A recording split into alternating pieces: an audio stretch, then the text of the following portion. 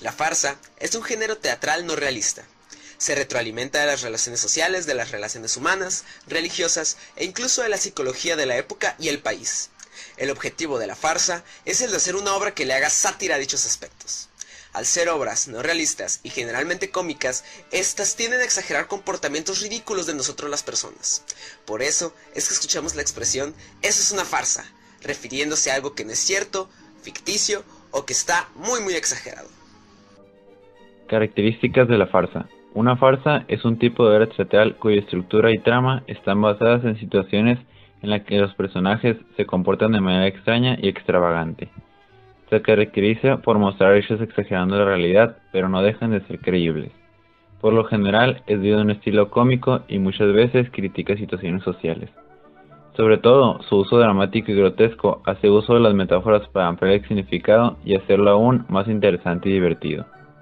Es una visión absurda de la realidad y su intención es hacer reír al público. Utiliza material imaginativo y universal, además de que tiene un final feliz o abierto, pero nunca un final catastrófico. Al ser un género derivado de la simbolización de cualquier acto dramático, la historia de la farsa en Occidente se remonta a los primeros tiempos del teatro griego.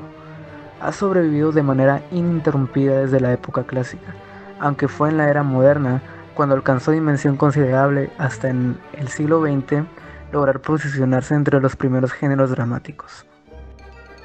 La farsa teatral nace cuando la gente que seguía estrictamente las leyes dadas por la religión se aburrió de los principales géneros teatrales que en ese momento existían, el de los misterios y el de las moralidades. La farsa nace del género de los misterios, que antes se hablaba de Dios y de los misterios de la Biblia. La farsa en su momento fue conocida como el género teatral que para las familias pobres y humildes era pues el primero, pero ahora ha sido adaptada para todos los públicos. Tradicionalmente se ha asumido que las primeras muestras de farsa se dieron en lo que se le conoce como comedia antigua. Esta se desarrolló en Grecia en el siglo V a.C. Sin embargo, algunos actores señalan referencias a un tipo de comedia del siglo VI a.C. también. A estas comedias anteriores se les conoce como comedias megarenses o actualmente farsas megarenses, llamadas así por desarrollarse en la ciudad de Megara. Se caracterizaba por un objetivo único de entretener mediante una comicidad exagerada, extravagante y agresiva que rayaba en lo absurdo.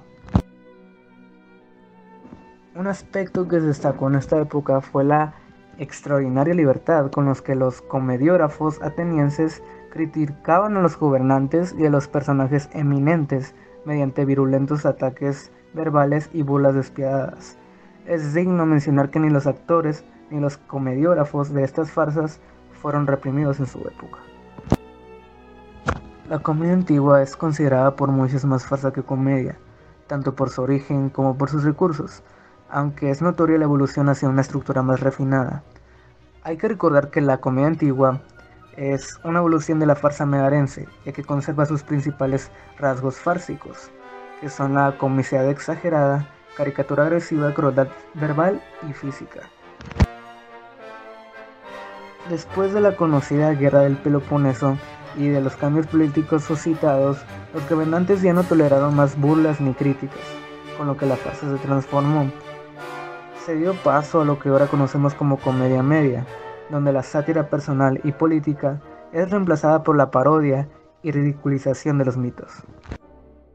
Podemos encontrar rastros de la farsa griega en algunas obras de Plauto en el siglo III a.C., que son consideradas más farsas que comedias, así como las llamadas hilarotragedias y las fábulas atelanas. El carácter itálico se distinguía por una tendencia a la broma, a lo grotesco y lo mordaz, con lo cual se compusieron farsas menos pulidas que las griegas, pero más divertidas. Las hilarotragedias fue otra manifestación poco conocida de la farsa romana. Estas obras eran parodias de las tragedias clásicas griegas. Se considera que la única forma fársica verdaderamente autóctona del mundo romano fueron las fábulas atelanas, llamadas así por surgir en la villa de Atela. La fábula atelana se basaba en un repertorio fijo de personajes que simbolizaban los aspectos humanos. Los personajes usaban máscaras grotescas con las que el público podía reconocer fácilmente su papel. Por los fragmentos de fábulas atelanas que han llegado hasta nuestros días, se sabe que trataban sobre los asuntos del pueblo bajo. Eran muy atrevidas en el lenguaje y los temas que abordaban eran escatológicos, es decir, de actos fisiológicos y corporales como la defecación, la flatulencia, la micción o el vómito. Esto era íntimamente relacionado con el humor sexual. Otras presentaban fiestas populares y otras, más raramente, tenían argumento mitológico. Con el surgimiento del cristianismo, toda forma de espectáculo que se dio en la época grecolatina fue suprimida por la Iglesia. A pesar de ello, aparecieron numerosas expresiones teatrales, se conservaron algunos espectáculos arcaicos e incluso la Iglesia creó otros, no religiosos, como las llamadas fiestas paralitúrgicas. La Iglesia misma dio con la idea de permitir fiestas ad laudem, que significaba para divertirse, de las cuales derivaron los carnavales de Semana Santa y los Festum Folorum. Esas últimas, que tienen de traducción fiestas de locos, eran como espectáculos privados en los que los monjes parodiaban la vida religiosa dentro del mismo recinto religioso. También estaba Sotie, una festividad especial que floreció en Francia durante el reinado de Carlos VI, el Loco. Denunciaba la locura del mundo que invadía tanto la iglesia como la corte. El espectáculo comenzaba con un desfile bufonesco que luego daba lugar a un tribunal donde los sots, que representaban al pueblo vestidos de locos, juzgaban a los poderosos responsables de sus males. Los temas religiosos perdieron su importancia capital durante el Renacimiento, con lo cual los temas humanos y clásicos volvieron a ser recuperados. Fue entonces cuando la farsa tomó la forma por la cual la conocemos actualmente. Surgió la comedia del arte y los entremeses españoles. La comedia del arte apareció en Italia. Surgieron como espectáculos bufonescos, como manera de los comerciantes atraer a los compradores. Eran espectáculos itinerantes. Se hacía el uso de la acrobacia y la mímica. Eran parecidas a las atelanas y trataban casi invariablemente de las dificultades de los enamorados para amarse. Los entremeses y los pasos españoles trataban, por lo regular, de asuntos de personas de rango inferior, en los que se pintaba la sociedad española a través de la ironía, la burla y el sarcasmo. En esta época surgió en Francia el vaudeville, comedias ligeras en las que se intercalaban números musicales. Aquí se acentúan los rasgos caricaturescos de los personajes en una acción dramática pretendidamente realista. En este contexto surgió el subgénero llamado farsas de alcoba. Las farsas de alcoba abordan el adulterio con un gran sentido del humor. Alfred Jarry, poeta y dramaturgo francés, escribió la innovadora farsa Ubu Rey, la cual se convirtió en una referencia clave para el surrealismo francés por su desarrollado simbolismo. Durante las primeras décadas del siglo XX sucedieron cambios políticos y culturales muy importantes. Guerras, hambrunas, huelgas y revoluciones fueron sensibilizando poco a poco al público a aceptar la violencia y lo absurdo, dos características que ya eran propias de la farsa, pero que en esta época se apreciaron mejor al convivir con ellas y con los nuevos inventos como el cinematógrafo. De hecho, la farsa fue uno de los primeros géneros que explotaron este último medio en sus inicios, con comediantes como Chaplin, Max Linder y los hermanos Marx. Mientras tanto, seguían escribiéndose farsas muy exitosas para los teatros de toda Europa. Este término puede considerarse como alternativa de antiteatro. Fue así, absurdo, como Martin Esslin, crítico y teórico teatral, clasificó en 1962 a los dramaturgos que escribieron en reacción contra los conceptos tradicionales del teatro occidental.